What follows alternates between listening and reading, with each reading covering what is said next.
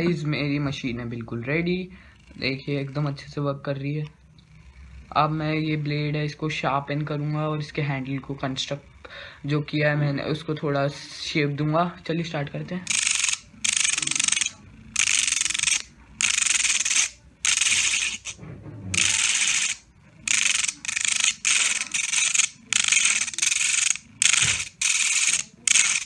देखिए गाइस एकदम अच्छे से शार्प हो रहा है ये।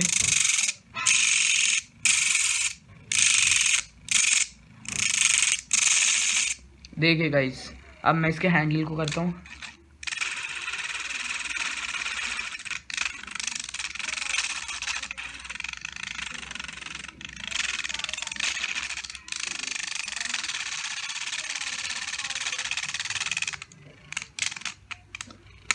देखिए गाइस ऊपर के देखिए, ऊपर वो कलर नहीं है जो नीचे है, ऊपर का कोट हट गई है, नीचे देखिए। सो ऐसी और वीडियोस देखने के लिए मेरे चैनल को कर लीजिए सब्सक्राइब। Thank you.